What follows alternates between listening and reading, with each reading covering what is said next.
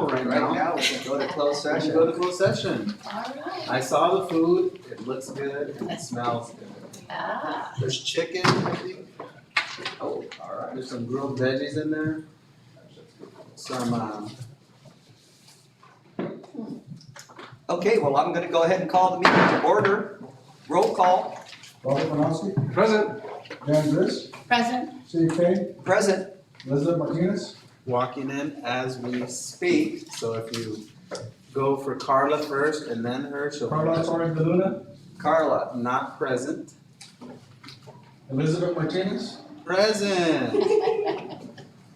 okay, I see no public comments, so let's adjourn to closed session. Have a motion. motion, second. All in favor? Aye. Aye. Opposed? 4-0. dinner's ready. Quick run and run. Hi, Jan. Hi. Hi, Liz. How are you? I'm fresh from Las Vegas. Oh,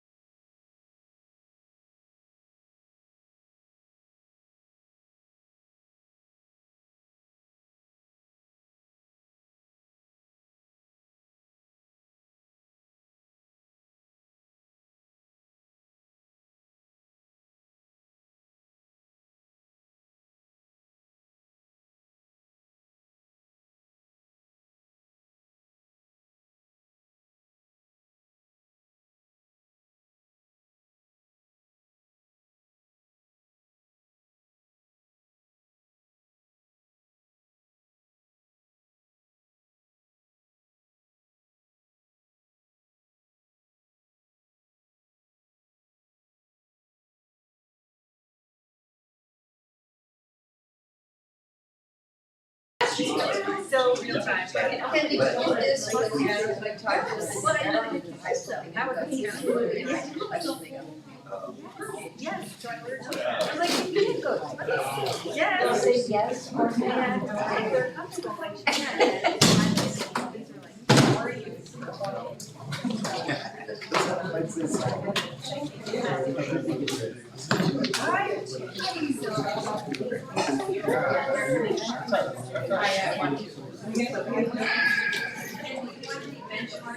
So there's a floor. She was like, there's and I'm like, I need. We're probably gonna go 11-1. I go right on that. So I stepped up to have a board.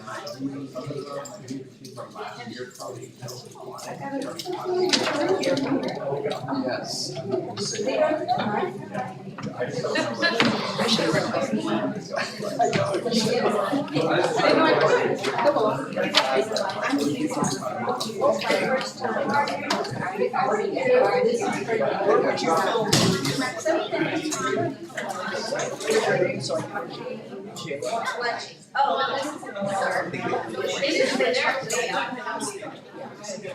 Yeah, no,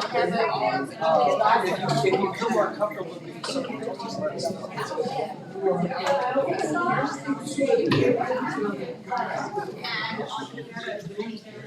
Okay. I have to start the meeting first.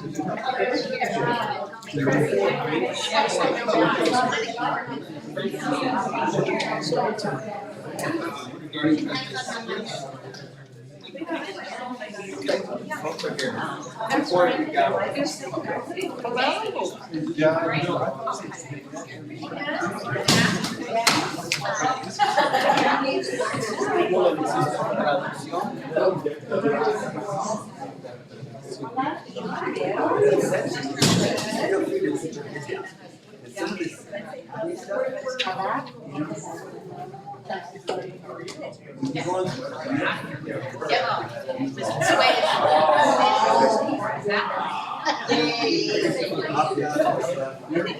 You're almost overqualified.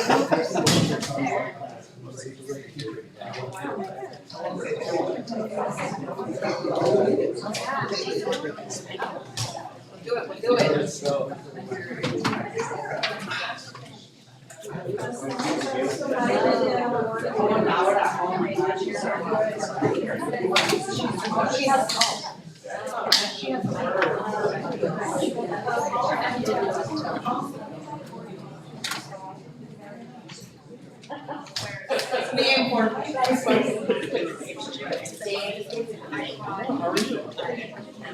N-E-T. Sort of like Monet. Moni only has one N.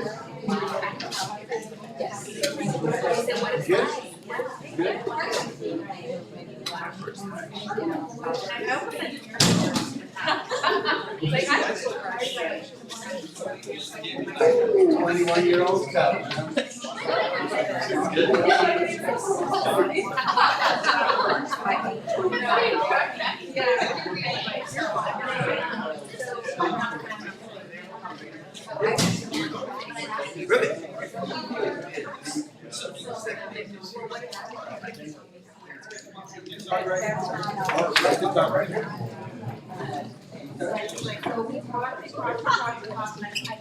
Gracias, buenas tardes. Si hay personas presentes que necesitan interpretación, favor de buscar los audífonos ahora antes de que comienza. Excuse me, everyone. Can I have, you want to go ahead and do that again? I don't think you Si tenemos gente presente que requiere interpretación, ¿cómo lo hice? Bien. Nada más alzan la mano para que les ayudamos con eso. Con los audífonos ahora antes de que comience la junta. Tenemos audífonos Están en la mesa. a la entrada de la A la junta. entrada. Gracias. Gracias. Can you translate that? No. If I had to Nobody will meet me.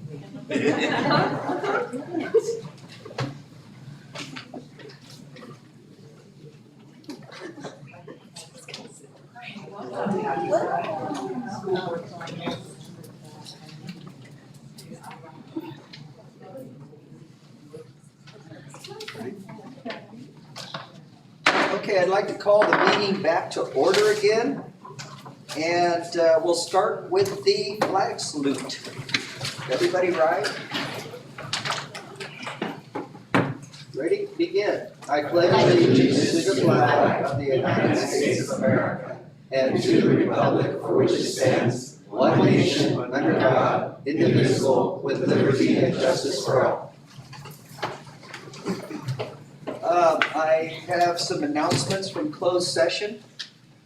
First announcement, the board voted unanimously to accept the resignation of a classified employee. 2, the board voted unanimously to appoint Aaron Bezetta, Director of Facilities, starting, I think, September 7th. Number 3, the board voted unanimously to accept the late filing of a government claim. Number 4, the board voted unanimously to reject the government claim. And that is all those announcements.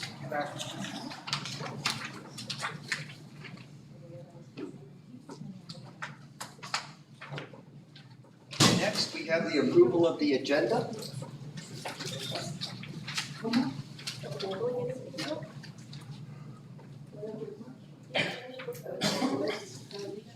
The board may delete. I'll make a motion that we approve it. I'll second it. All in favor, say aye. Aye. Opposed? 5-0, Susan.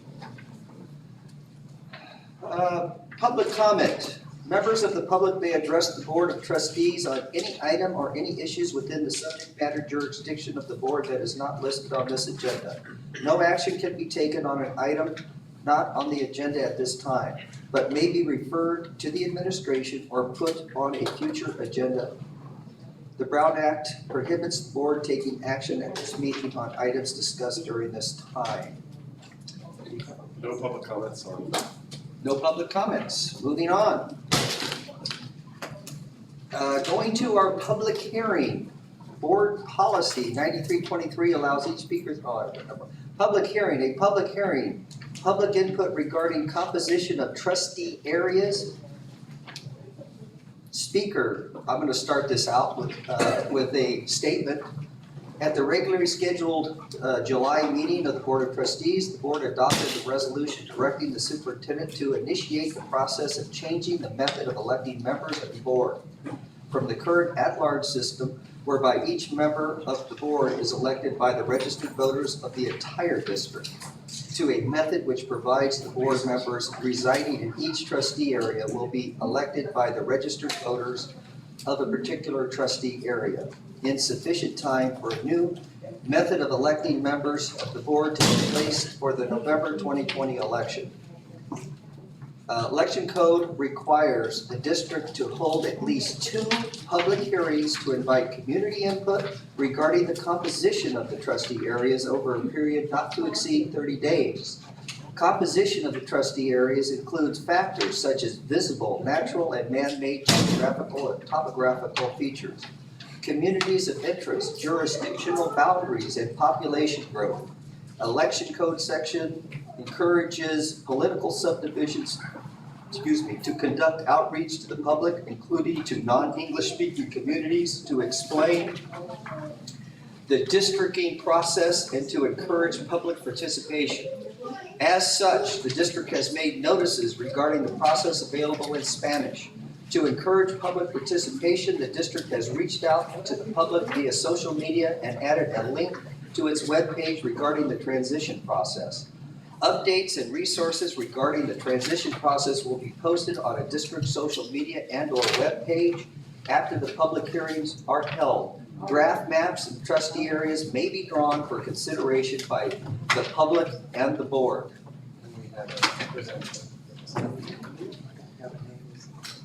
I'll introduce myself. Okay. Does this work? We on? Yeah. All right, perfect. Well, good evening to the board, superintendent, cabinet, and community. My name is Corey Burback, and I work for Cooperative Strategies.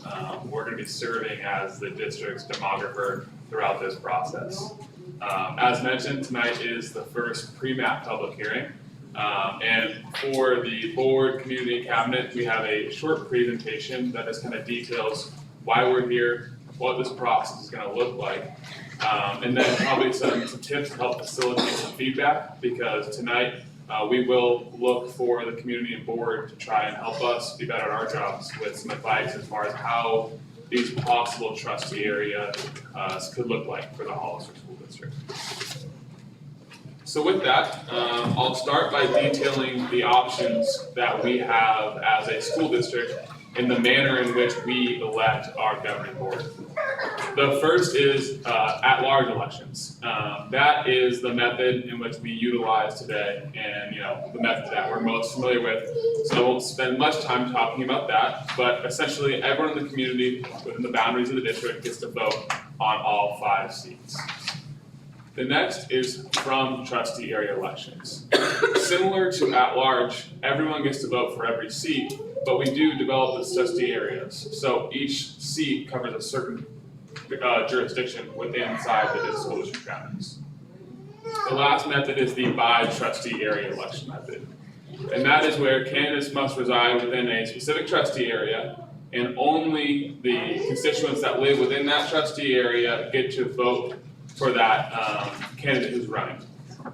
And the reason that you see so many districts making the transition from at-large to by trustee area election, not the at-large to from trustee area, is that the by trustee area election method is the only one that is protected under the California Voting Rights Act. So what is the California Voting Rights Act? Well, it took into effect on January 1st, 2003. And essentially what the law says is that it prohibits the use of at-large elections in any scenario that it impairs the ability of protected classes to elect candidates of its choice or its ability to influence the outcome of an election. And at the last board meeting, I think the July 23rd board meeting, we took the necessary steps to start the process of transitioning from at-large to the by trustee area election method. So what does this process look like? As I mentioned, on July 23rd, we initiated the process. Tonight, on August 27th, we're having our first pre-map public hearing to solicit feedback from the community. We're going to come back on September 24th for a second pre-map public hearing. From September 25th through October 21st, we'll go back and work with legal counsel to start drafting the first scenarios to be brought back before the community on October 22nd. That'll be the community and the board and cabinet's first opportunity to see what the possible trustee areas could look like and provide a third round of feedback. We'll take that feedback and draft any more additional scenarios if needed for a special board meeting slated potentially for November right now.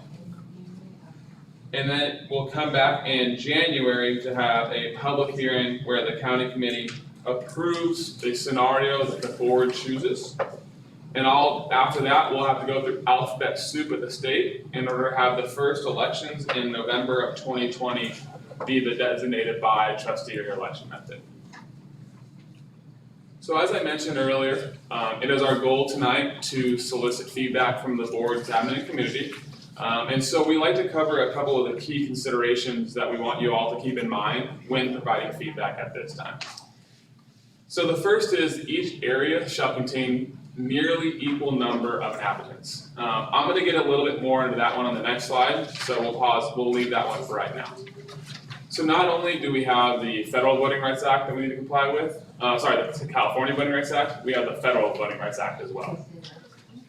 Each trustee area must be compact and contiguous as much as possible. We can't have a trustee area that covers 2 different portions of the district. So one trustee area, compact contiguous lines. We want to respect communities of interest within the spirit of the law. We want to follow man-made and natural geographic features as referenced earlier. We want the community to be able to know what trustee area they're in, easily delineated. And we want to respect incumbency.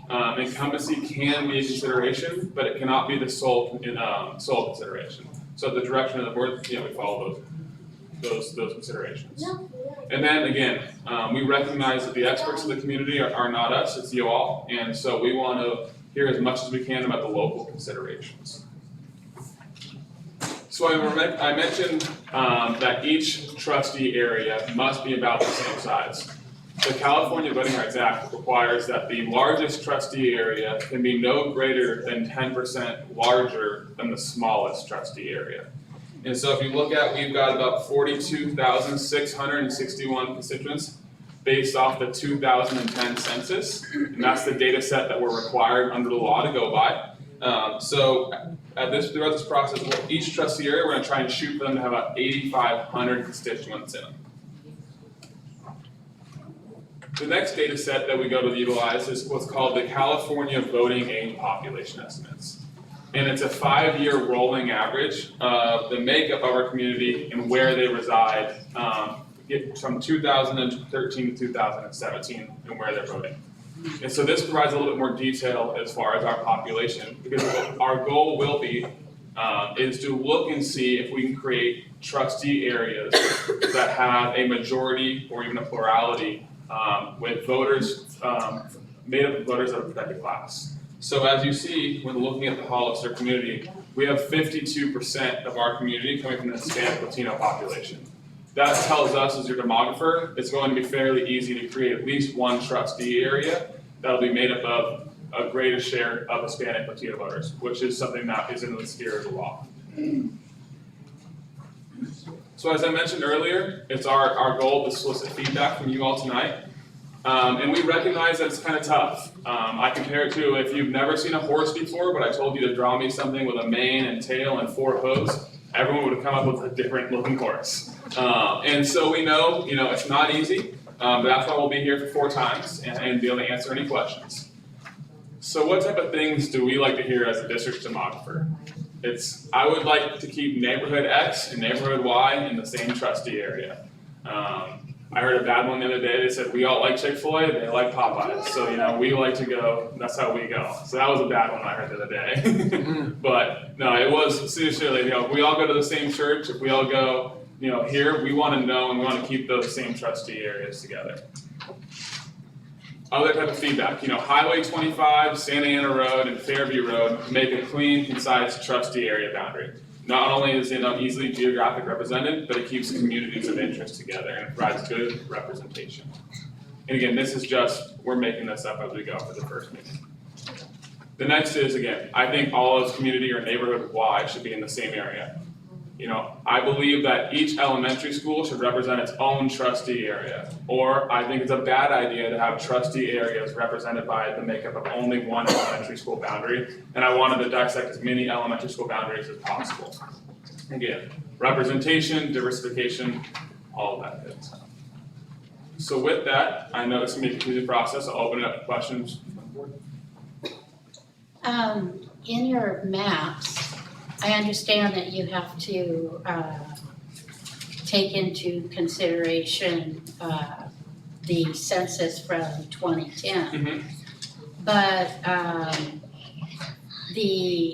you're going to be using the map though of the HSD boundaries currently. Correct. So if our boundary map of the district is incorrect, let me know. But I think this may be based on, we pulled from the county, so maybe outdated, if that's what you're asking. Yeah, it needs to be Okay. updated. But yeah, unfortunately, we do have to go by the 2010 census for. Well, I understand that. That's not my question. Yep. The question though is that you do have to show HSD boundaries Correct, that are present right now in 2019. yes. Okay, well then you do need to update your map. I'll work with the county to get that set up. Thank you for pointing that out. I have, I guess, a question. Currently, we have, just about every political organization now is divided up in districts except for us. Mhm. How much are you going to be using the way the other districts are divided up? Or is this gonna be something completely just for your work? So in past experiences, if we had like coterminous boundaries with another agency, the board will provide the feedback that, hey, we just went through this process, we like how theirs is done, we look at that as a scenario. Others have said, I think what they did is terrible, and we wanna do it our own way. So really, if we have a boundary that we can look at, that's pertinent to you all, that's, you follow your direction on that. Well, the reason why I'm asking is thinking in terms of voting, because, you know, when you're in districts, your name only appears on the ballot in your district. Whereas, think about, you know, other people being in the same, you know, let's say you're having a board member run for the high school and a board member running from here and maybe a board member from the hospital board. If you're in different districts, would that be confusing somewhat to people? I can see, I can see the follow to that, yeah. And Okay. so that is something that we can look at, and so what I'll do is, one of the first scenarios is we'll go back and obviously look at Hollister first, but see how we can overlay other trustee areas that maybe make sense, and then provide that as an option for you. Yeah, I'm just thinking more of convenience to Yeah. voters. No, I completely agree. Yeah, okay. And on top of that, maybe next time can we have maybe a sample map of that, just to kind of see that breakdown? So I'll check with the Atkinson and David Salvani, the district's attorney. It gets a little bit dicey when you start providing scenarios prior to the two pre-map public Okay. hearings being Yeah, done. okay. But also, like, you're marking where our constituents live at this point in time, and just framing that out. Okay, yeah, we can do that, and again, that's, sometimes board members like that, sometimes they don't, so I appreciate that feedback. And, yeah, I would say, for example, we have San Benito High School District. And they have what appears to be trustee area 4 in their most recent process. And in that area, it covers a portion of Calaveras Elementary School boundary, a portion of Aro Hardin Elementary School boundary, a portion of Sunny Slope Elementary School boundary, and a portion of Sarah Vista Elementary School boundary. So If they're I'm counting- reading it correct, and I Because think I am. They went like this? It's just online if you go to the the high district's the high webpage. schools, because they go into the county, It's the right? shape of like, what is that Tetris, where it's like the piece that goes. Like an L? Yeah, like an Correct. L, but on both sides. So- It looks like that. A little T, yeah. So I think Compare ourselves or what outline maybe the same boundaries. we also wanna think about is in our district, we have about pretty close to 50% of the kids that attend school in our district are not attending their neighborhood school, actually. There is an extremely high percentage of students who opt in to a school that is not, quote, their neighborhood school. True. And it happens all over the district, all across the district. So students who live in the Lad Lane neighborhood transfer in big numbers to Sunny Slope and Sarah Vista and Aro Hardin and Calaveras and vice versa. So I think the school with the lowest percent of students leaving is in the mid 30%, and the school with the highest is in the mid 50%. So even with a attendance boundary concept, it's still something for us to think about.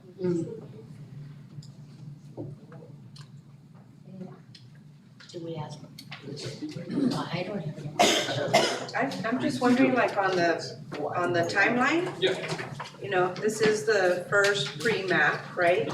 And so are all the meetings gonna be here, all the discussions with the public and, or is there any option to go into a neighborhood and have a, Yeah, so we do community outreach meetings, so again, right now, that's tentative on timeline, I would say that's a typical timeline, but as we know, every district in California is different, so we have done meetings in the past at local elementaries to help solicit and promote that type of feedback. And I know with the high school, just recently, they did something similar, but they had several options to look at as well. So, see what they were best comfortable selecting, A, B, C, or D. And then from there, they kind of narrowed it down. Okay. And, so I think giving us some options with that would be some good. background to why this boundary is here versus this one versus this one versus this one. And if you're pulling it off of other existing,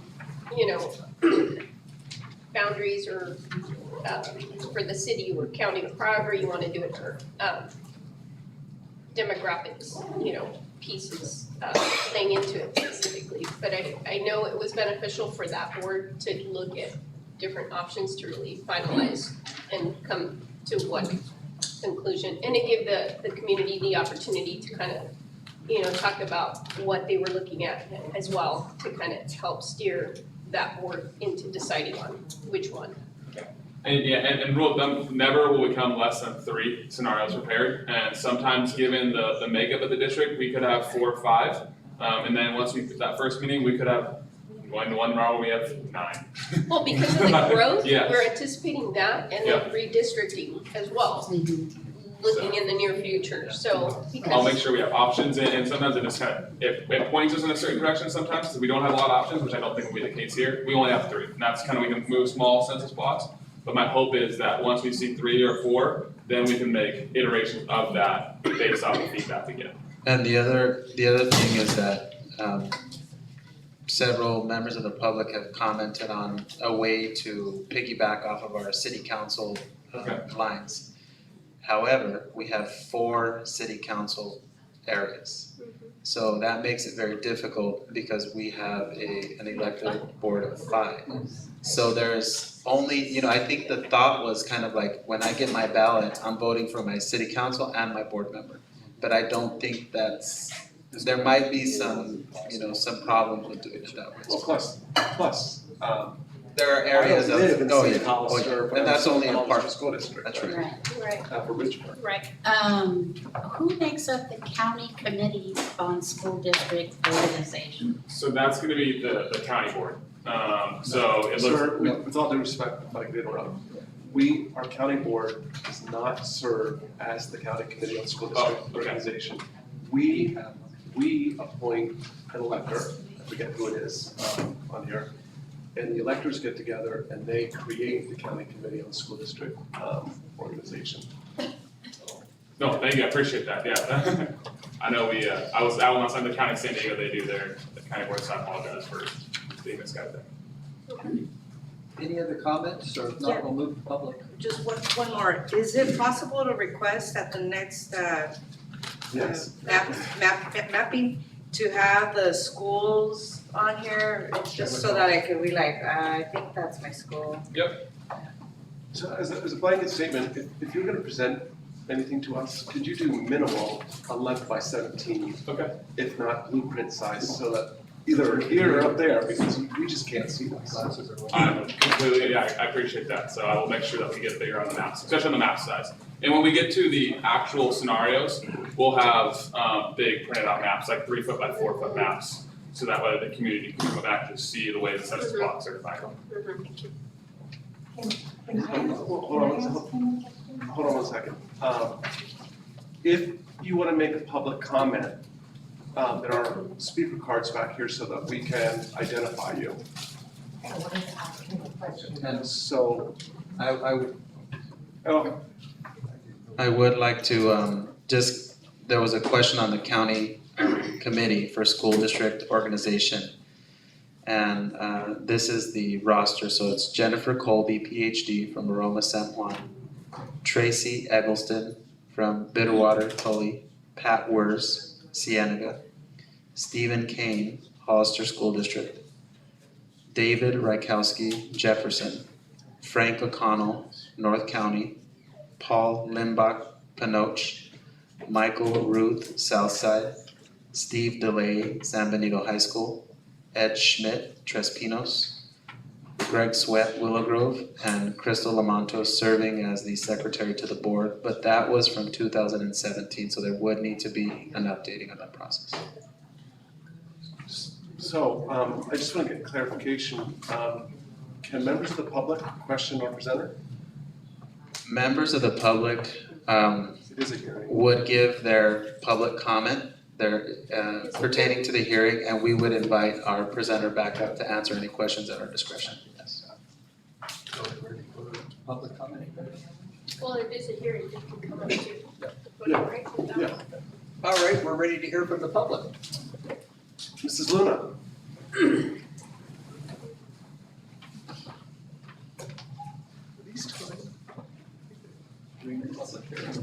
On a public hearing.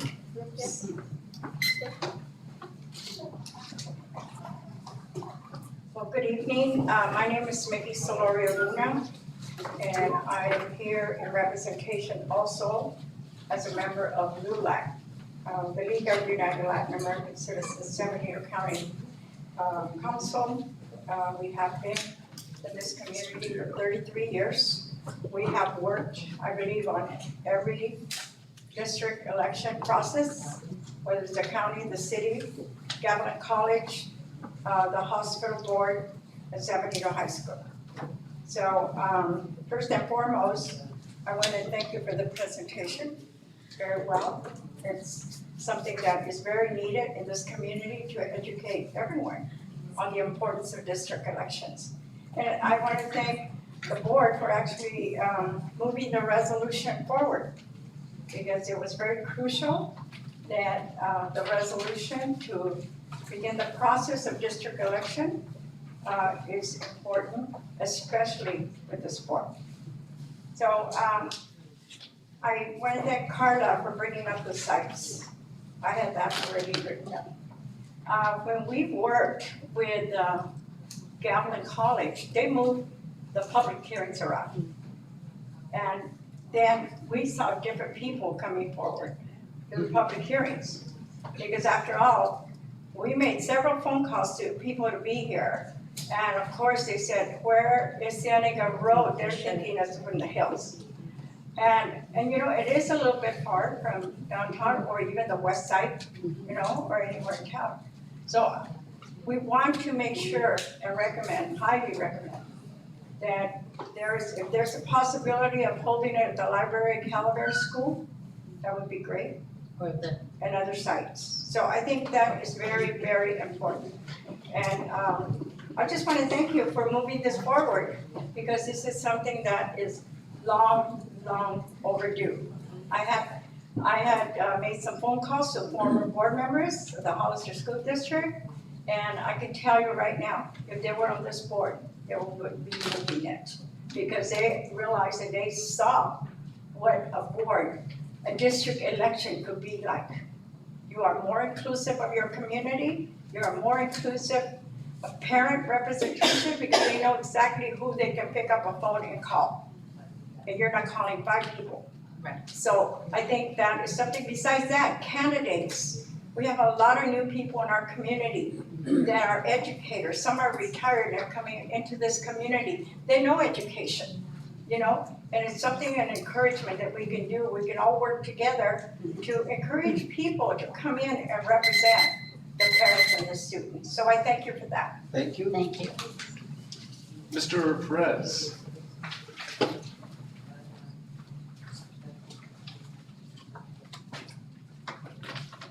Good evening, board. Thank you for moving this forward. It shows some real progress, and you know, with all things being equal, I come from a neighborhood of interest. We are predominantly Hispanic, and I think with this resolution, you have made us inclusive of what the process can be.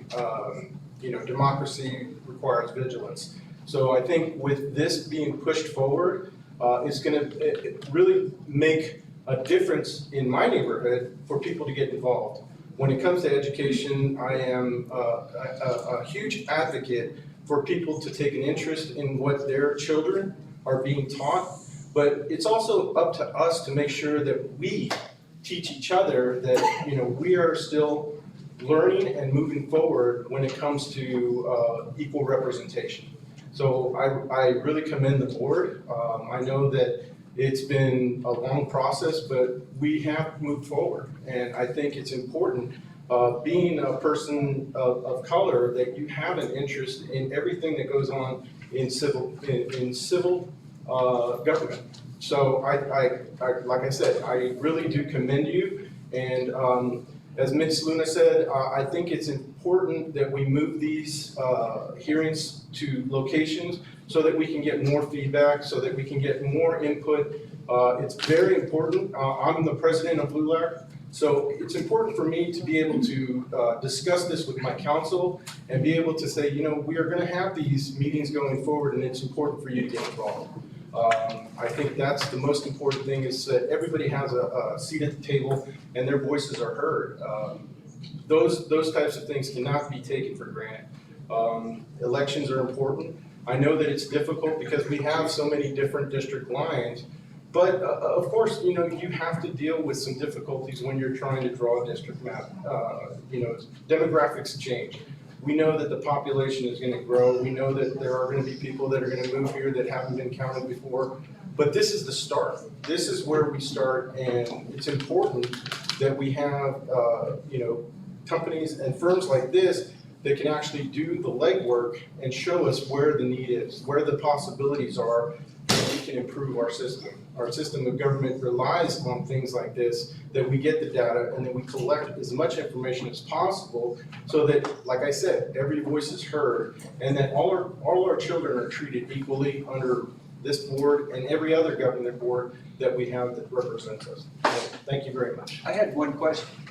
Would you like an interpreter if we do decide to go to Calaveras or some other site? Absolutely. Just double check. Yeah, I think it's important, all these discussions that we're having require everyone, if they need a translation, then by all means, I think it's important to keep that communication. All right, thank you. Jeanette?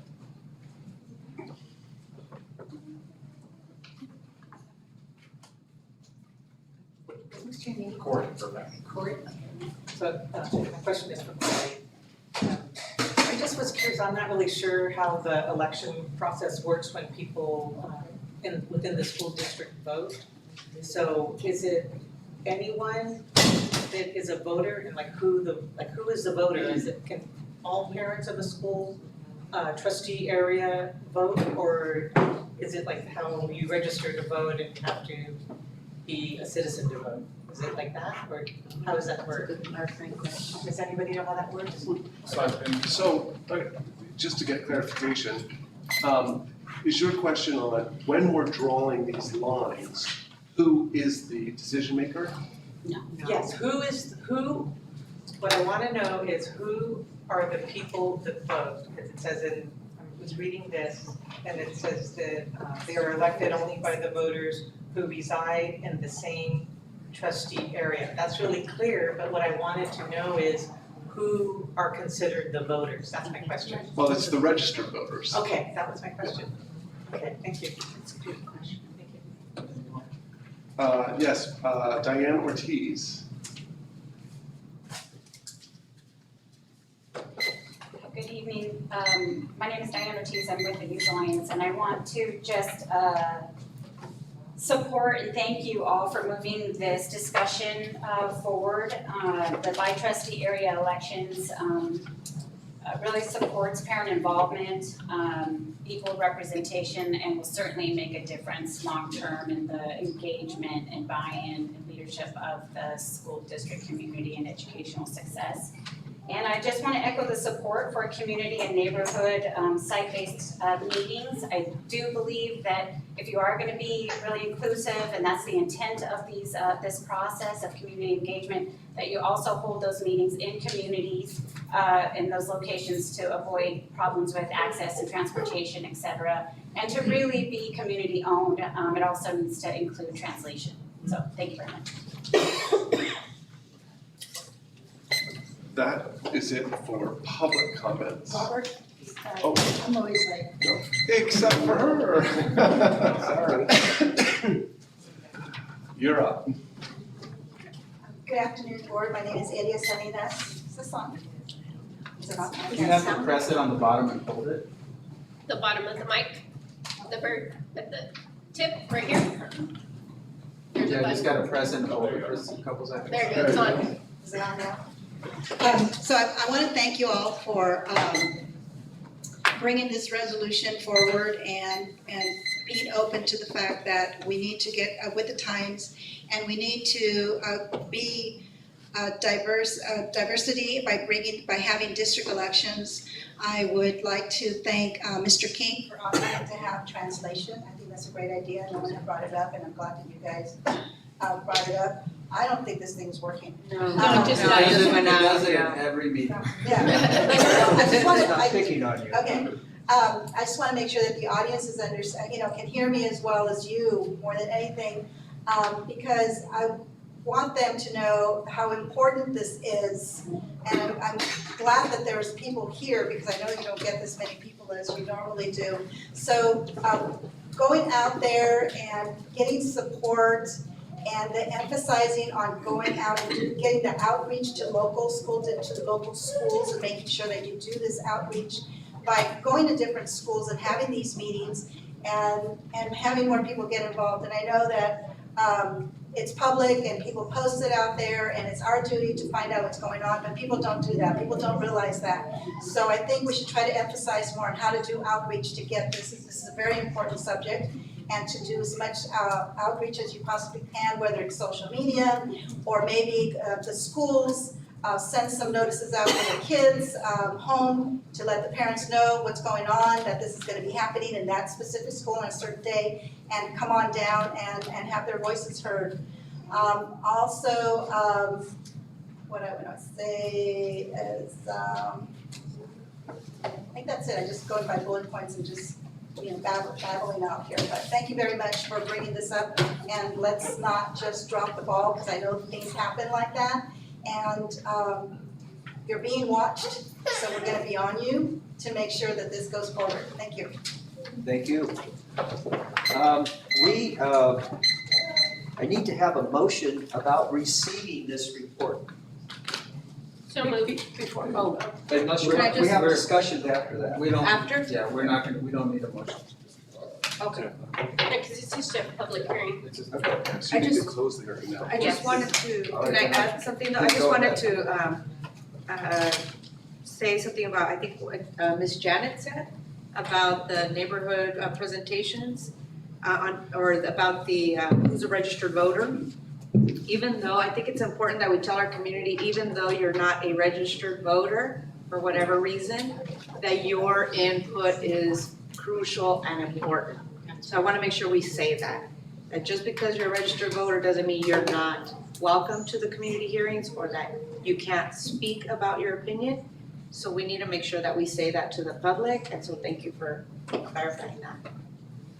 Any other comments or all?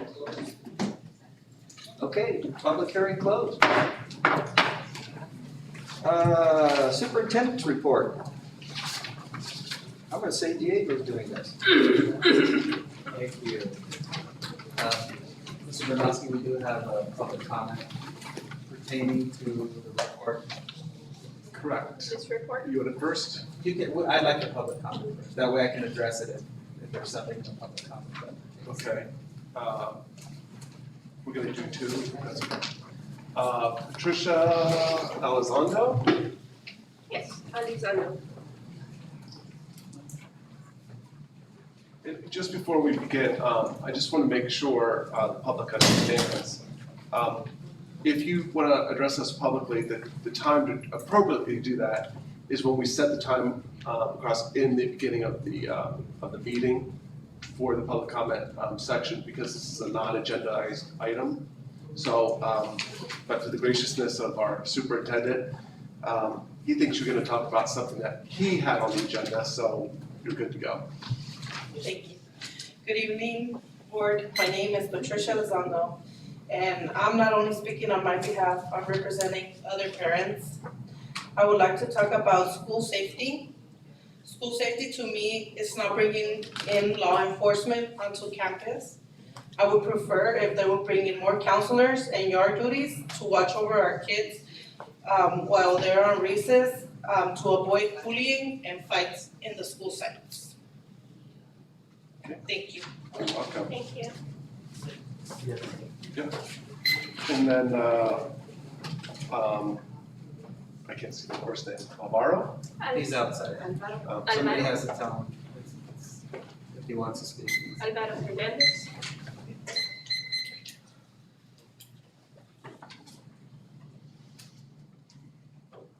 Your turn.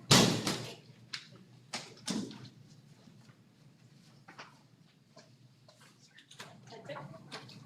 All right. 3 minutes.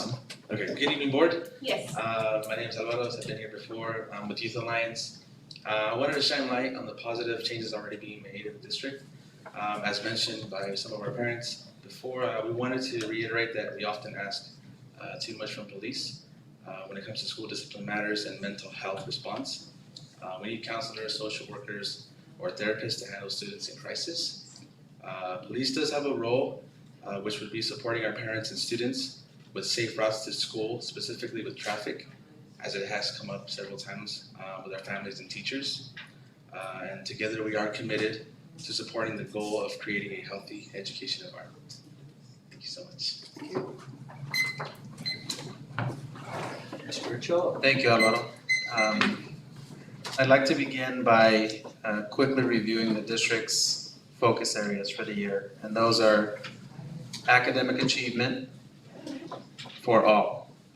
One of the things that I will present to the board over and over again this year is the idea of how our most needy students are learning. We have a long-standing practice of reporting the achievement results of kids who are learning. So we'll often state how many kids are meeting or exceeding standards and leave out how many students are not meeting standards. And so that will be a focus area for me this year, is to greatly reduce the number of kids who are not meeting standards. High quality conditions of learning, and that refers to the public comments regarding safety in schools. And then also the active engagement of the Hollister School District community. I'd like to give the board an additional update on some district summer professional development. This year, we had teams of teachers from multiple schools attend Orton-Gillingham-based reading training. And we discussed this briefly at our last school board meeting. I want to highlight it again because it's an example of a student-centered instructional program that we have that's been sorely needed for at least the last 4 years and hasn't been implemented until now. So we had some school leaders and teacher leaders basically arrange to have a service provider put together trainings for us in the summer, and teachers and principals and resource teachers took their own time to go and attend this 3 and 4 and 5 day training. And so now we have days throughout the remainder of this school year where we're continuing that training for additional schools. We have schools this year, for example, at R.O. Hardin as an example, where every single staff member is invited and encouraged and will be provided the opportunity to attend this type of training. That's going to make a big difference in finding kids who need the most help and giving them the academic assistance they need. So students who benefit greatly from this Orton-Gillingham type training are children with dyslexia, children with reading disabilities, and children with learning disabilities. So it's really highlighting our most needy students and giving them a service that they badly need. The week before staff came back, myself and senior management held a training for our principals.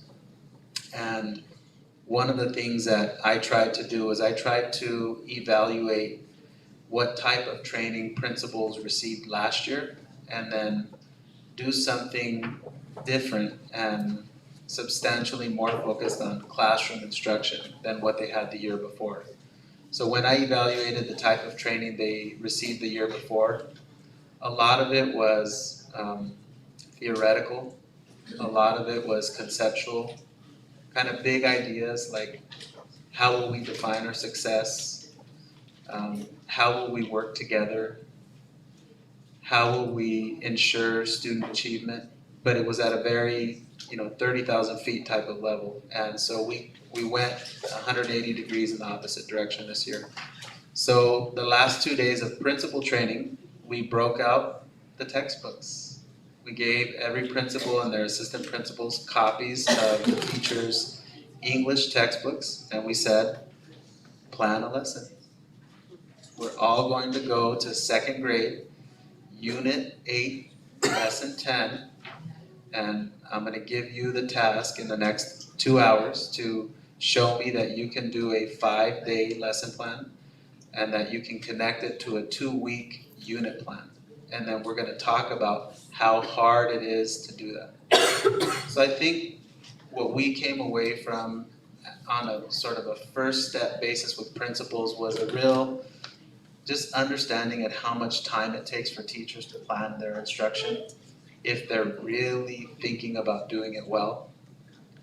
And I won't speak for the principals, but I think there was just a lot of eyebrow raising and a lot of sort of deep breaths, where it was noted by almost every administrator who spoke that we're asking these teachers to use some really challenging curriculum, and it takes time to plan lessons super well. So we want to make sure that those teachers have the time that they need to do so. So one of the things that I'll push with principals this year is to give teachers time to plan lessons. I would strongly recommend that they do it together, because I think when teachers work together, you just get a really great product. You know, I always think it's better to have 2 people working together than 1 person working by themselves. But definitely highlighting the importance of teachers having time to plan. That's a big focus for us this year. With math, it was a little bit of an eye-opener for all of us to sort of just realize how challenging our Eureka math curriculum is. So as a district, we have gone to about 85% of our TK through 5th grade students using Eureka math. And with that type of a program, the kids are doing very complicated, very scenario-based, multiple math models type of instruction. So it isn't the good old days that when we went to school where we get a multiplication chart with 40 multiplication problems and we all race to finish first because we know our times tables. Now it's very much about giving kids paragraphs that explain the math problem and requiring the kids to understand what they're supposed to do and then showing their work when they do it. So that was a big eye-opener for principals too, just to understand how big of a change that is from the prior year's math instruction.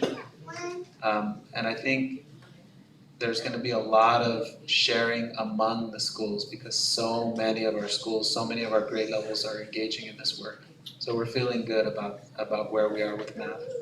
And then the last is ELD instruction. So we spoke over and over again with our principals about the importance of having classrooms where anybody who enters will see children talking to each other and using the type of vocabulary that's appropriate for their grade level, whether or not they are English learners or English only students.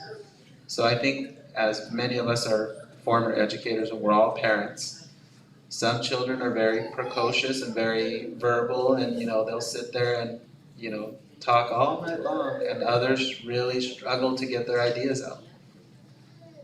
What we're trying to do this year with our instruction is help give ideas to teachers about how to get kids speaking in class, using the academic language of their subject matter. So it was a good first step. My report on this professional development is with principals, we're just getting started. We have another principals meeting in a little over a week, and I'm excited to sit down with them and go more deeply into the academic side of the work that kids are doing. So I want to call out our Director of Educational Services, Caroline Calero. She did a wonderful job of working with her team to put together this training. It was a big success for us.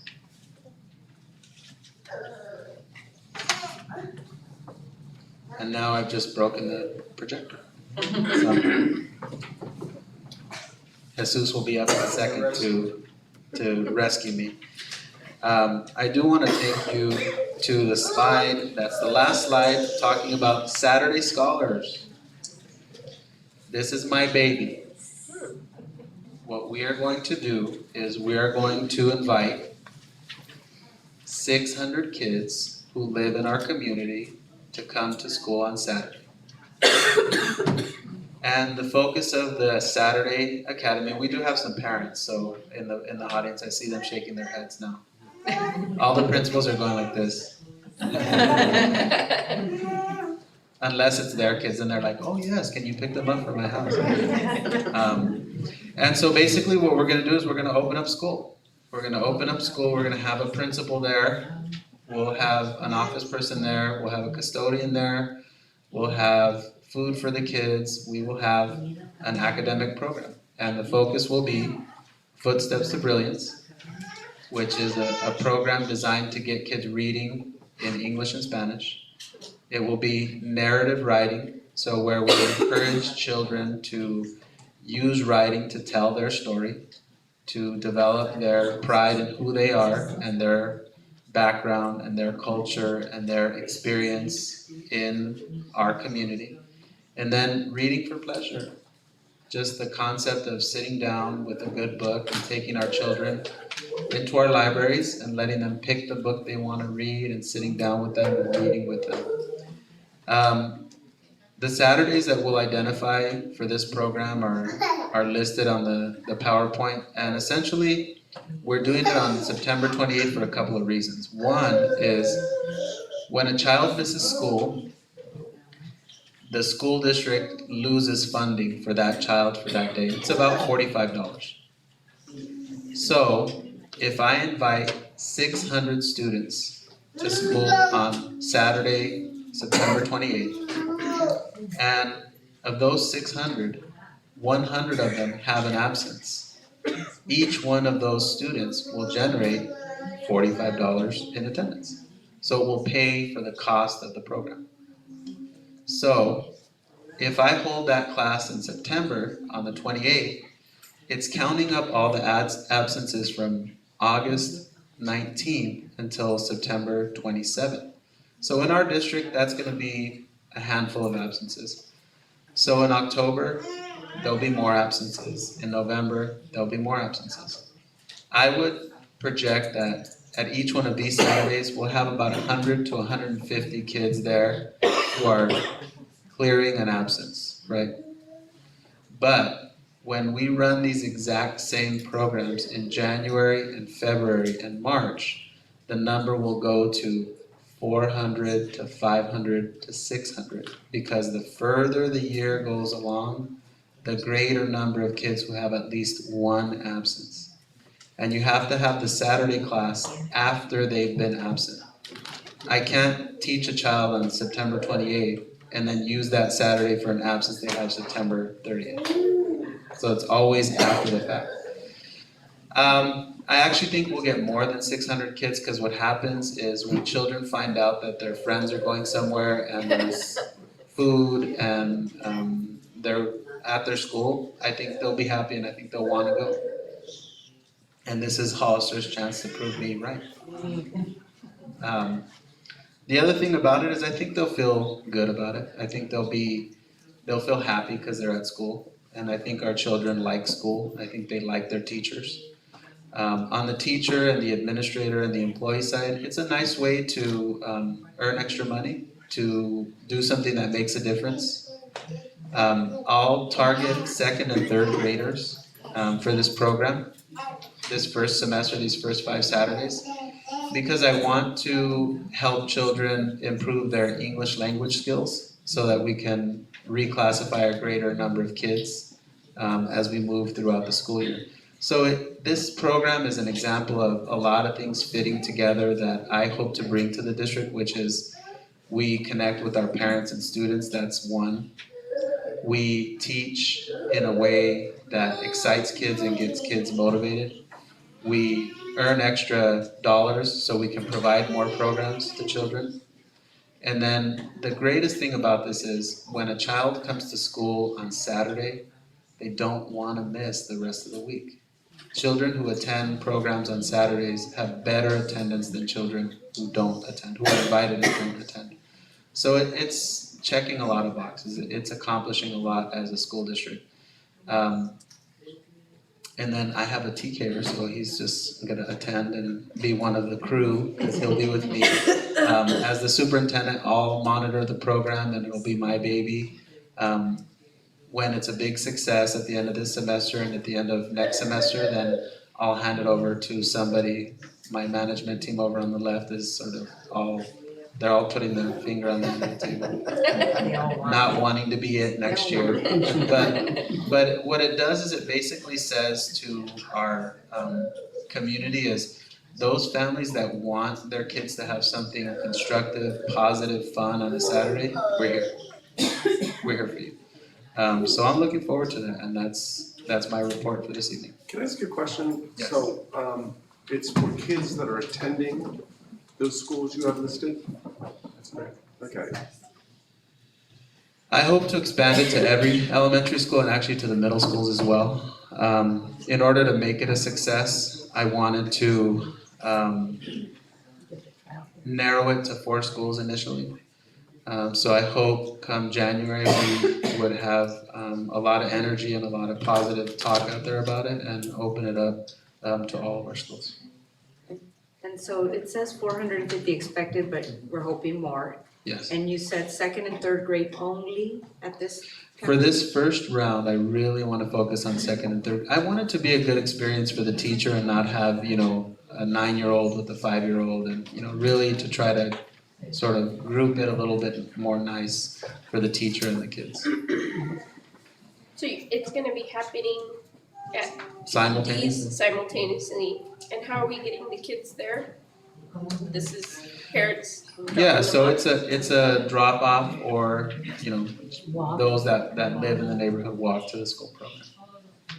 I think it's exciting. I think it's something needed for the kids, especially the target. I think you're trying to target specific kids, right? Those in EL and those that need that extra help. And but it's open to anyone, second and third. I think that's awesome because then nobody feels like not only left out but targeted, right? Like, oh, you're going to that, you must be whatever X category. So I think that's really good. And then besides this, for we've talked about for the EL students, are we also still doing the tutoring and the other intervention stuff? I think, along with what Carla just said, which is the most important, the concept of, we've been talking about attendance since forever. I can't think of a better way to get that started. With this program, in connection with what we're already doing to get kids to school at the school sites, I think this is just a win-win situation myself. Because you mentioned attendance, I do want to point out, about 4 months ago, I had kindergarten teachers and our HESTA union president reach out to me regarding the length of the school day for our TK and kinder students. And a concern was brought forward because we were having a really high percentage of our little kids having a rough experience starting school and just not adapting well to an 8-hour school day. And we actually saw a lot of kids miss a ton of school the first 30 days of school. So I ran a report this morning regarding the number of kids who've missed more than 2 days of school this year. And as you all know, we changed it so that the whole month of August is a minimum day for our TK and kinders. And we've cut in half the number of kids who've missed excessively the first week and a couple of days of school. So it's exciting to see that because we want these children and these families to have a good experience dropping their kids off and picking up a happy 5-year-old as opposed to kicking and screaming. Any other comments? If not, need a motion. Thank Diego, thank you. I think, Brilliant. yeah. Brilliant. Any others? I'm gonna need a motion to accept it. No. It says right here. Hey, we just move forward. Gonna move forward? Okay, fine. Okay, moving on to the consent items. I'll make a motion to accept the I need a motion. I'm making a motion to accept the consent item. Second. All in favor? Aye. Aye. 5-0. Alright, moving on here.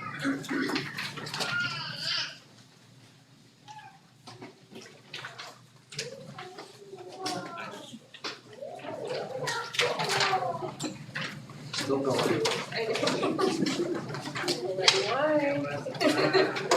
Whoa. The serpents are still not.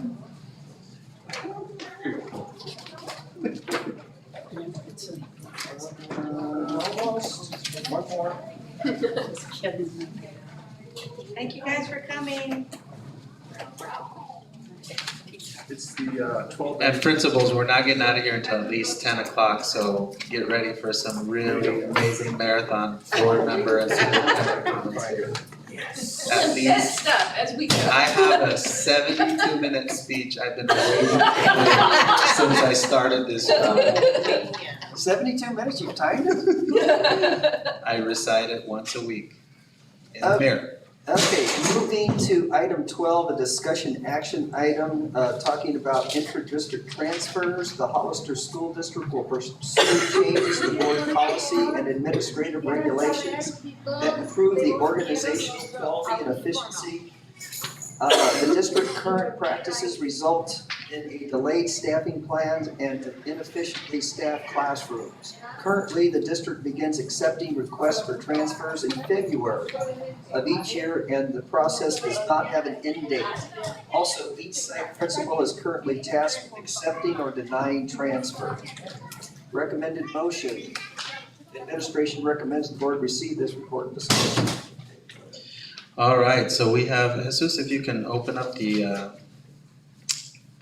board policy, so I'll refer the board to Administrative Reg 5116.1. We have, as was mentioned earlier tonight, about 50% of our students are attending a school that isn't their own. And our policy, my recommendation is to consider changes that we would bring back in September for the board's review. So what our current policy says is that we would approve the transfer of a student who is a victim of a violent criminal offense. We would approve transfers from a, quote, persistently dangerous school. That's correct. That we would approve other district enrollment, and I quote, except for transfers for victims of a violent crime from a persistently dangerous school, the following procedures shall apply to intra-district open enrollment. The superintendent or designee shall identify those schools which may have space available for additional students. A list of these schools and open enrollment application shall be available at all school sites, the district office, and on the district's website. We actually don't do that, so it's in our policy, but it's not in practice. In addition, what it indicates is that after the enrollment priorities have been applied in accordance with board policy, if there are more requests for a particular school than there are spaces available, a random drawing shall be held from the applicant pool. That's the process we currently use for Hollister Dual Language Academy, but not for other schools. So we have a practice that's currently in place where we will accept transfers at school A up until the point that the principal denies the transfer. And it's very subjective. So I, as principal A, I might deny a transfer, and principal B, given the exact same numbers, might approve that transfer. No. It isn't based on a numeric value or a school size, school classroom-based value. In addition, the superintendent shall provide written notification to applicants as to whether their applications have been approved, denied, or placed on a waiting list, and we are doing that currently. And then approved applicants must confirm their enrollment within 10 school days. So this is my recommendation. My recommendation is that the board direct me to work with teacher leaders, with school principals to develop a clear, numeric, fair number that identifies appropriate class sizes, TK through 8th grade, that becomes the determination of space availability for intra-district transfers. So that we don't end up with a school such as School A that has 975 kids, and then we just continue accepting transfers into that school and the numbers grow and grow and grow. And at the same time, School B has 600 kids and is processing transfers to School A. Because we also are doing this year round, my recommendation would be for the board to allow the administration to come up with fair and appropriate timelines to request a transfer.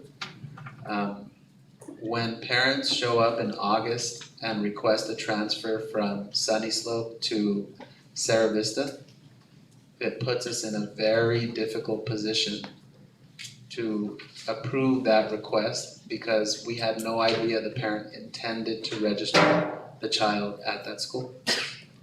So basically what happens is the parents who are early, they come right away, the transfers are approved, we look at our numbers and we go, okay, we're expecting this number of kids. But parents who show up in June and July and August, and there are about 30 a month, each of those months, that wreaks havoc on class size in a way that's not good for education. Right. So this year, starting in August, I began reviewing all of the intra-district requests and all the enrollment requests for families across the district. So any child that would visit a school that had, let's say, kindergarten impacted. We have Sarah Vista this year had a very, very impacted kindergarten class. And so if we had just continued registering kids into kindergarten at Sarah Vista, the kindergarten classes would have all been at 31 and 32 and 33. Because we set a criteria of a maximum of 26, we were able to keep those classes at an appropriate size. So when a parent came in to request an enrollment in August, they're disappointed to find out that kindergarten is impacted, but it allowed me as the educator to explain to the family why we were requesting the enrollment at Lat Lane or Calaveras or at one of any of the other schools that had space. Because it would not be a high quality education to continue to place students in an impacted grade level at one school when we have wonderful schools throughout the district. And we have a very high percentage of families who request transfers from an elective standpoint. So that's been a big eye-opener for us, is just having those conversations with families. The vast majority have been very positive conversations. There have been some upset households that basically conveyed the feeling that we should staff every single school to the needs of the children at that school, but sort of wanting us to ignore the start of school time. And the reason we can't do that is because we need to hire people in February and March, because the best teachers, the strongest candidates, get hired in February and March and April. When we're posting jobs in August and September and October, we're greatly limiting the pool of potential applicants to us. So I would say to the board, we have this policy in place. I think it requires some updating regarding numeric values, regarding dates and times of year, I would suggest a January start time, a mid-April end time, and then following that, allowing transfers on a space availability home. One of the things that, since we have these houses that are being built and then people are occupying the houses, and I've read comments, from the housing development that I live in, but I've also read them in what's going on in Hollister. And people are upset because they buy their homes and they want their children to go to their neighborhood school. But they don't fall in the categories that our school calendar fits. And I can see their point. I can really see their point. So I think that, I understand what you're doing and that we don't overpack. But I think we also have to look at these people that have, shelled out this money for their home, because now they're driving their kid further. They're taking away maybe an opportunity for their child to walk to school, because that option's gone. And somehow or another, we've got these new, homes being built. We have to be able to accommodate the children there. right? Yeah, if we're still designating schools to be neighborhood schools, then yeah. I was actually on that same wavelength as Jan. I've actually had a couple people come up to me and that live in certain neighborhoods and were not able to enroll their child in their neighborhood school. And they were asking they said it's impacted, what do we do? And they're having to travel across town.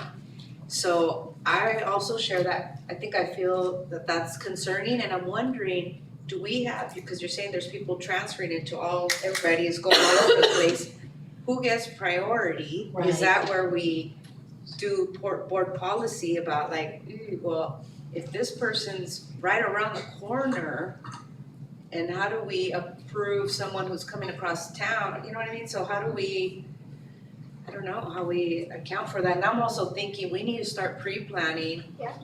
Cause there's more houses being built. Yeah, I think that we have to respect the people that are coming to our town, to our city, to our school district, because they are buying homes. And they expect their children to go, because one of the first things you do is you look at the schools. And they're not thinking that, I'm gonna have to drive my child across town. Especially if they're commuters. And on top of that, if they're, there's all this, so I guess that But we should start also, thinking the about that. playing with your, when you live in a neighborhood, you want your kids to be able to play with the kids that they go to school with. Or walk with. And to walk with. There's all, you know what I'm talking about. So I think that we have to maybe come up with a different plan. I agree, this is not right. And it definitely needs to be changed. And we're not following it. Yeah, we're not following it, right. The other thing to consider is, let's use Rancho Santana as our example. The school will open in 2 years. Those children are all already attending school in this district. So let's take some steps in that direction. The adjoining community will have a base of students, and we know what that is. They're already attending school elsewhere, so we can calculate that. So if we have a completely open process, in other words, whoever would like to attend can attend, we're gonna run into some real problems. If we don't have a clear, fair, numeric way to define, in this community, we have already 42 second graders. We plan to have 3 or 4 second grade teachers. That means we have this many spaces available. We know we're opening up 100 more houses in the next year. Let's leave 6 more spots, that kind of math equation happening. And if we don't set a criteria for it, it will have the effect of ballooning the size of classes at this new school. So if the board does not set a numeric number that's fair, it could result in families who live in this community who bought a $700,000 home having their child in a class with 33 kids in first grade. And then you're saying, ouch.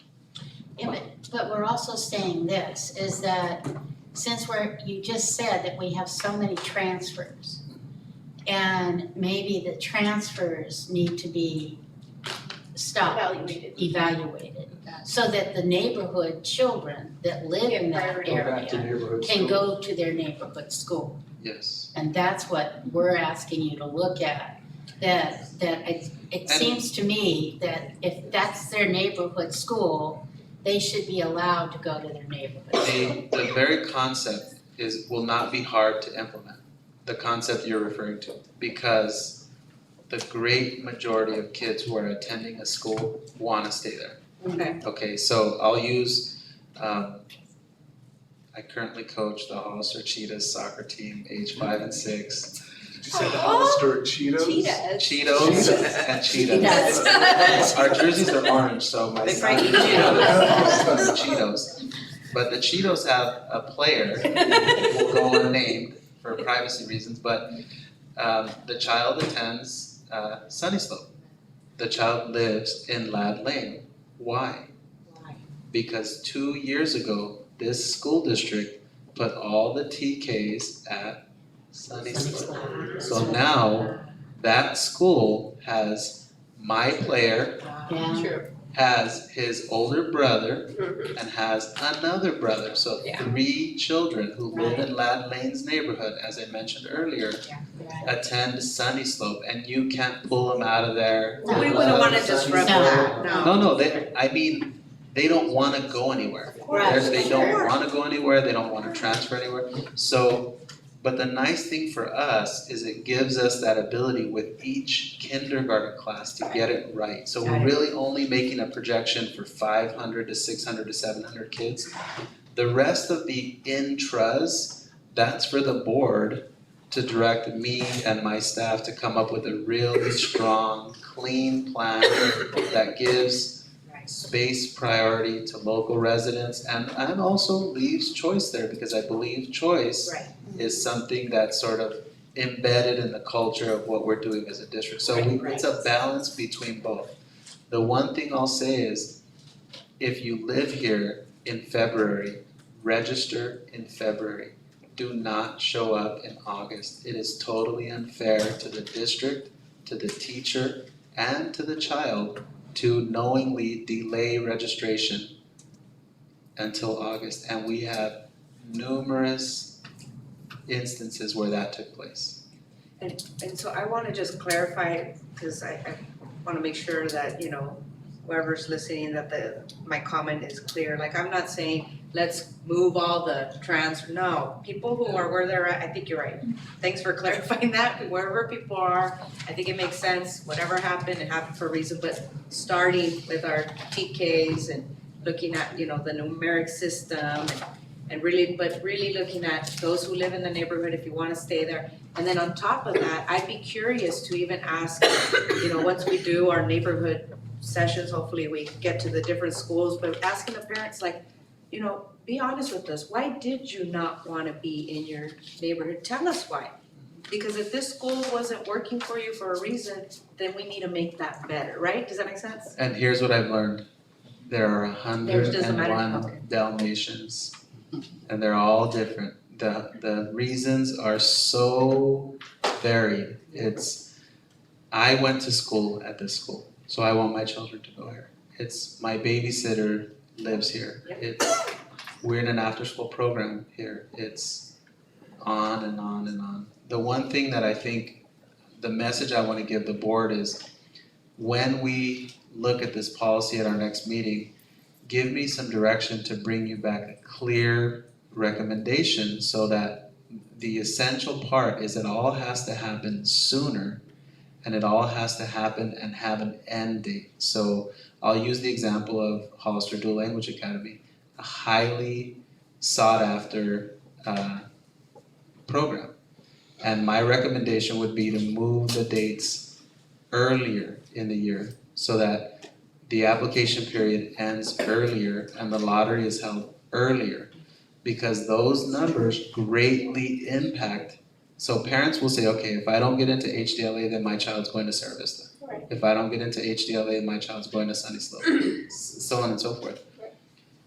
Right, in prior years, that was delayed until the end of April, early May. So we're hiring in February. So now I'm trying to figure out what my grade spans are at each of my schools, and the good news as far as our class sizes, we're able to greatly reduce combination classes throughout the district. Last year we had numerous combination classes, primarily at R.O. Hardin and Gowan Hills, and we knocked that problem out. And we were able to develop class sizes that are in the 24 to 26 range across the board, TK through third grade, and that's been a huge success at the schools. And that was only like doing it in a very abbreviated kind of, okay, I just said, I want this to turn out a certain way, I'm gonna start working on it a la brava, in a very abbreviated way, as opposed to, my recommendation is let's get a policy together, let's clean it up, let's make it so that we encourage our community to help us report their intended registration earlier, so we can hire earlier, so we can staff earlier, and also get classrooms ready and develop transportation plans and develop aid support and develop special ed programs and all the programs that go along with it. And I think that's a community-wide communication that needs to happen, because Yes. it's not just impacting Hollister, it's impacting the high school. I mean, parents don't realize when they're coming and showing and knocking at our door August, how they're impacting what the classroom setting will look like, you know? It's crazy to think that, and I don't know why, but it's part of us educating the community that if you're gonna enroll in our schools, come and do it early, because right now, it's caused so much utter chaos. And you have kids that are now being shifted out of classrooms because you have almost 40, 41 in a classroom, which is ridiculous, but because of these last minute kids that we didn't know were even out there. But how do you prepare for that? Because I see that trend happening because of all the building happening. It's happening now, it'll happen next year, unless we start to educate the community. Are you a member of what's going on in Hollister yet? I think, you or somebody, let's pretend you're Chief Western, you should be out there just reminding people of that, because I'm gonna submit that most parents don't know. I mean, that's my experience. They don't know, oh, it's okay to register in February or March. In their mind is, school starts in August, so that's when I have to show up. My other question is, have you figured out, because I just using R.O. Hardin as an example, this is sort of related, but why don't parents allow their kids to walk to school? I mean, do we know, like for R.O. Hardin in particular, it's a beautiful neighborhood school, it's in the middle of neighborhoods, it's got sidewalks, Traffic? That's not something I've looked at. I would wanna be in that community to figure out what the number is. Lydia? Number of kids who walk to school? Walk to school? Not very many, I don't think. Half walk home anyway. But yes, Walking home is a different, they walk home, they might get driven to school because they're still asleep, but yeah, they definitely walk home. it's not as bad in the afternoon, I think, but in the morning. Ken Calaveras. Similar, I wanna let my kid walk, whether it's the same neighborhood or not, I wanna make sure that I know they're getting in the door and going in there, and maybe that's just me looking at news and seeing all this stuff that's happening, right? It's like, they're my babies, I only got two. Cover them up, I got one in high school and I'm still like, you walk from here to here and let me know. So, I mean, that might be why, you know. If there was a bus stop, I would take them to the bus and get on the bus, know they're gonna be there. I will, thank you for mentioning that. As the board is aware, we did initiate bus service to Hollister Dual Language Academy, and I think we were just sort of curious to see how it would turn out. Our transportation office has received almost 200 applications for kids to ride the bus, so Carla's grinning over there. I am, I was like, look at the buses. Went from a 2-hour wait on Santa Ana to an hour wait to drop kids off. It's been hugely used, like the school buses are packed in the morning.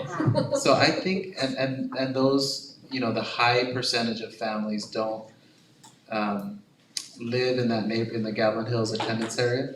But I also just think there are a lot of cars on the road. So as a parent, you're sort of just worried about how many vehicles are on the road, and you're like, well, there's a lot of cars on the road, I'm just gonna take my child and drop them off. But we haven't created But a we haven't system. looked, I haven't looked at that. Well, even with their PTOs, you know, with some of the parents that are home, that would be willing to do like the little, what do you call those, walking buses? Yeah, that they could say, okay, I'm gonna designate, you know, parent X to be here at this time, and they'll walk my kid to school. At least I know they're with an adult, but we haven't gotten ourselves kind of organized with our parent groups to kind of set something like that up. I think we probably could and get more kids to walk if we had an actual adult bringing, you know, 10, 15 kids to school versus having to, you know, but I don't know. Yeah, Chief Westrick is asking for public support. He's asking city council for 2 motorcycle cops. And he specifically put in there for school pickup and drop off zones. And I guess my point in making that is, if we can convince parents it is safe for your kid to walk to and from school, they might want to be attending their neighborhood school then, because the best memories I have, I walked to school 17 and a half years. I did too, but that was a whole different, Hollister was very different back then. I saw a hand in the back over there with our principal ranch. Vicky! Hey, how you doing? Hey! I was just gonna say that, I'm going to ask for a transfer when I have a young student at a school that would have maybe daycare or something in the morning or before school care, so that may account for some of the transfers. And I'm definitely not gonna let my kid walk, especially as a commuter myself for the last year, so the commute, I need my child to be somewhere safe so that I can even get on the road. Yeah. And I think that's a big part of it too. Because I know we've been asked several times at Rancho, how come you don't have before school care? I know parents are dropping them off earlier and earlier. This year in the morning, there are so many kids, about Yes. 7:15. At your It's because they site, said they'd yes. rather bring them to school Yeah. and leave them there and know that they're already there than have them walk. True. That's me. I That's do true. that, and this year it was earlier, and I was like, oh yay, you know. And then those of us who have different age kids, you know, I have the middle school and then my little one, the middle school one starts at 7:50, whatever. So I'm like, okay, you're both going. Yes. So the other one just goes, but yeah, that's the reality for a lot of us. Yes. Great discussion. Anything else? Yeah. So do you need an action item on this, or that was the first? There's a recommended motion. Just give me direction, you don't have to take action. Fix it. Yes. Do the I'll bring best back you a can. proposal. Fix it. And let us see it. Please, make it perfect. We'll bring it back in September and then bring it back one more time. Makes sense, yeah. Okay, moving on to board member reports. Does anybody have anything? Because I know I do. I do. Supervisor Peter Hernandez called specifically about, to encourage us to engage with the community around R.O. Harding, because he says the traffic is unbearable and the log jam, and if there were any emergency in the neighborhood, they would not be able to get through. So this is just board announcements, so that's what one county supervisor who lives across from our Hardin asked us to do. I met with Jeanette Beal from the Hollister Youth Alliance. That was very enlightening to me, for lack of a better term. And I forgot to do it today, but I'll do it at the next board meeting. But she gave me the letter that the young lady, the 10-year-old, I think, read last time. And she wanted me to read it again to the board because the little girl read it so fast. But it's about restorative justice, and it's a very enlightening letter. I'll say that for the next meeting. Went and visited Mays on the first day of school just to see what the environment was like there, and I was very, very pleased with what I saw. Of course, the first day of school, everybody's hugging each other, and this and that, and things like that. But it was very nice to see. I mean, when I look at our schools as a product, I am just very impressed with what I see. If a parent walked in, they'd say, "Wow, look at this!" So, and I had the pleasure of visiting Sunny Slope and Mr. Rivas today. I just went in there to see a particular room because, I feel any comments about the Hollister School District that come from employees is a reflection on what we're doing, up here.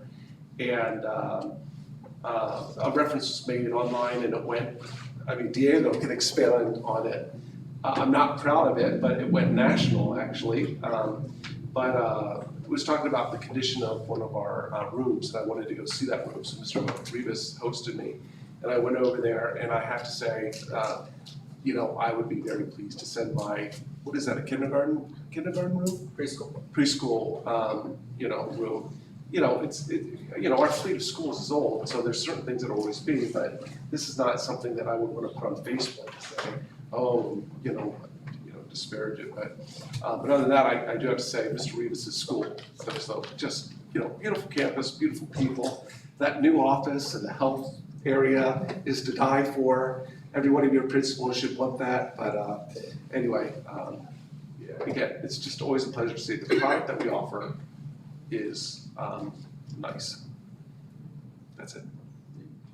I'll go ahead and go. I'm gonna read mine. I feel I need to make a response to an article in Bonita Link entitled HSD Superintendent Ochoa Gets Pushback on Working with 2020 Census, published 8/17/2019. At the July board meeting, there was a discussion about Superintendent Ochoa's work on the 2020 census. I expressed my concern that with so many areas that needed to be worked on in the Hollister School District, that his first concern should be the Hollister School District. However, since this was a discussion item, not an action item to be voted on, I made my concern known. I also stated that I was ambivalent on the subject and thought no more attention would be given to the matter. I apologize for my ignorance. I want to make it clear for the record that Superintendent Ochoa has been the best thing that has happened to the Hollister School District in years. Before he was chosen to lead HSD, I was extremely concerned with many things happening in the district. Our special education program was a disaster. As a retired educator, I thought it would take at least a year and a half to rectify the situation. To my astonishment, Mr. Ochoa, with the help of many others, has not only put the program back on its feet, but should be fully compliant by the fall. I can't express what a monumental task this was. He has reorganized the district office by bringing back more adults to school sites, such as more vice principals, campus supervisors, and more counselors. He has instituted a forward-thinking cell phone policy. All these things will bring a positive learning environment. I could go on with many more of his accomplishments in the short time he has been here, but I do not want to embarrass him. As far as I'm concerned, Superintendent Ochoa has already demonstrated that he has more than capable of doing anything he puts his mind to, and if he feels this is an important issue, he has my full support. Thank you. Anybody else? Yeah, I have a couple of things that I'd like us to follow up on from, Is this a future agenda item? future, yeah. So Yeah. we're on Okay. board reports. Okay, Yeah, okay, but then I'll there is come back. no more board report. Now we can go to. No, I have a Jen. board report. I just want to remind all board members that we have in our board policy that the superintendent and the president of the board are the only people that are to be reporting for the district. And we had an article come out after our last board meeting. And it was titled, and I really took umbrage of the title, because the title itself said, what did I do with this, Jim?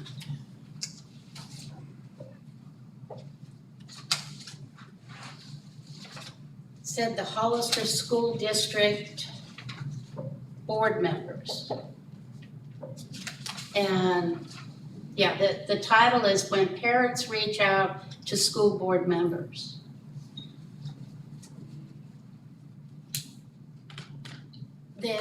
No one speaks for me but me. And the only person that is supposed to be speaking for the board is the superintendent and the president of the board, according to our board policy. I would like to have that adhered to. Thank you. Anybody else? Future agenda item. You're on. A couple, we had talked about at one of our board retreats, possibly having like a, for lack of a better word, road show, school board meeting at different school That's what I was sites. gonna bring up too. So like, you know, We so used to that, do Board that. meetings. so that our board meetings would not be here, but we would start with this school and then go to the next school and then go, and eventually rotate so that not only are we inviting the parents and students there, but, you know, we're actually there on campus and we see what's going on and we see all the beautiful things going on. So I'd like to see if we can do that. Well, we generally, like I know at some of the board meetings, we designate a school and then do the recognition. If they're just- that was then coincided with the actual being at that site, That's easy. would then even open it up more to have more, you know, having families come driving here, you know, you're all there already. And it's more inviting, you have staff, you have parents, you're making it your home there with us, you know, inviting that community to be a part of our meeting. So it's more inclusive, I've been asking for that, but I don't know logistically How do we make it happen? how difficult or easy it is to make it happen. No? I can remember in the past, the distant past, before we had this facility, that's the way it was done. At It was different sites. At different schools, yeah, Okay. and So it we would just go switch there. around. Right. I think some positives, even, I don't know, if you- when the schools themselves give their report, it would be nice to be at the school. That's, Well, that's yeah, tying it together. Yeah. That makes sense. So it's possible to do. The problem is at some schools, having a facility Facility. where a whole bunch of people could come isn't quite as effective. As long as they have a multiple purpose room, it's possible, or a gym, but it would be something that would have to be worked on. And not every school has one of those, is what I'm Right. saying. Right. Their library will work. For now. Oh, you're saying you want the gym? Oh, I got it. And Service, I know where they're going. And with Service. I'm just bringing that that though, as things to we- think we'll about. figure it out, okay. Yeah, I was gonna say. So it's an item for future, okay, and then with that, we had talked about the ASB students in the middle schools that I spoke to last year. They were really interested in some kind of follow-up or linking or something, so I'd like to see how we can move forward of just, I don't know, talking to those students, bringing them here, something. And then the other thing, I'm wondering, so in Santa Clara County, they're making this big thing about this 100 years of women's suffrage, I don't know. Something That's a about, big deal. I don't know, something about the women's right to vote. Yeah. We wouldn't be here if it wasn't for these women. It's a big deal, is what I'm getting at. These women fought hard for us to be where we are. And so, schools in Santa Clara County are doing things in their school districts. I'm wondering if we here in Hollister can do something, you know, where we focus one day on. A resolution? I don't know. So I'm just throwing that out. Can we look at I think it something? should be recognized, that is a big deal, Carl. It's kind of. Can you get me a tissue? Any other agenda, or future agenda items? I would love to have a board discussion about test scores from the 18-19 school year. And perhaps a digest from some of the educators sitting back there on the executive row.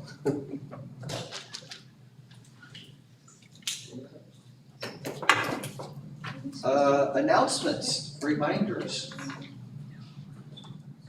I just have one on this. The school golf tournament, district golf tournament, I'd like to try to see if we could do it on October 25th if possible. If that's a problem, you know, let us know. But we'd like to keep that program going. October 25th. I think it's a Friday. Also, I know we had talked about it in the past, and I think we've only had it happen one time, is doing a joint board meeting with San Benito High School. I think it's important, you know, in certain conversations to talk about what we have in common as boards looking towards collaborating more. I know we had it hosted. They hosted us at San Benito High School. You know, so it just talking about it, I know you and Dr. Tenenbaum can discuss that and see if it's conducive and it worked. But I think touching bases at least once a year at that level.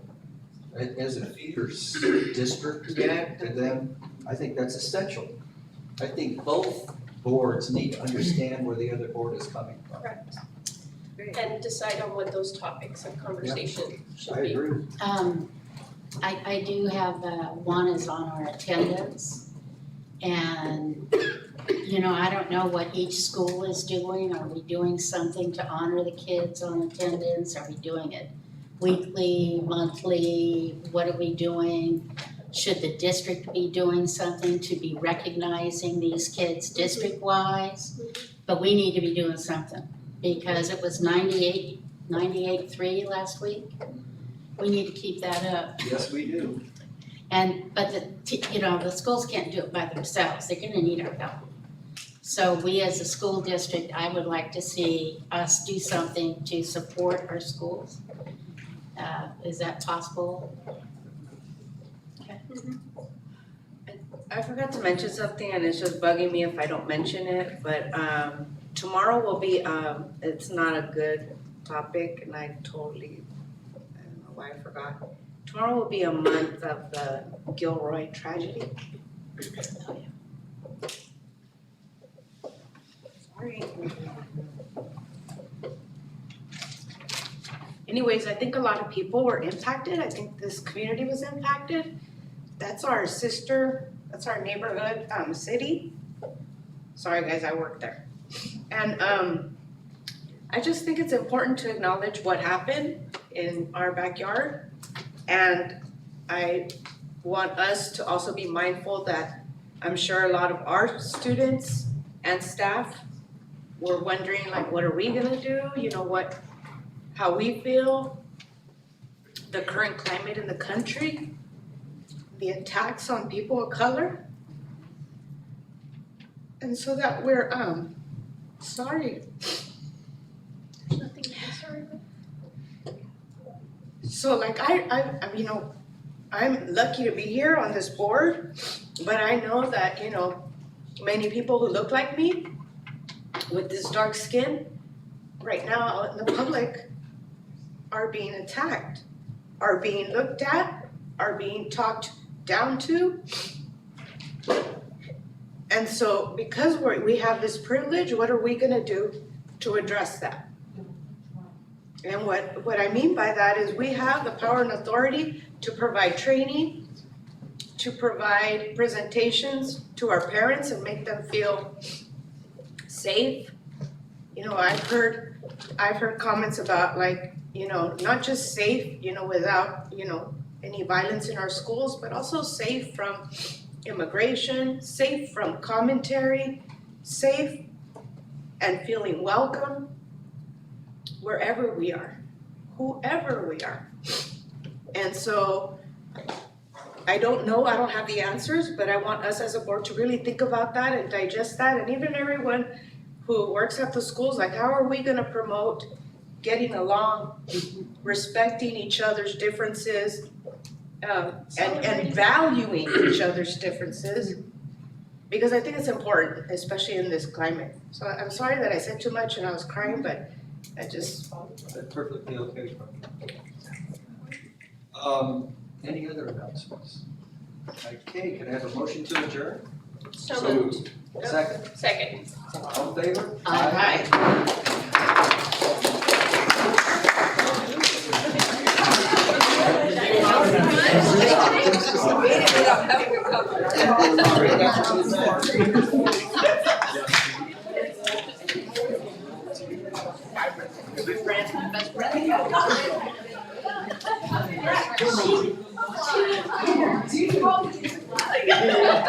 Fingers left.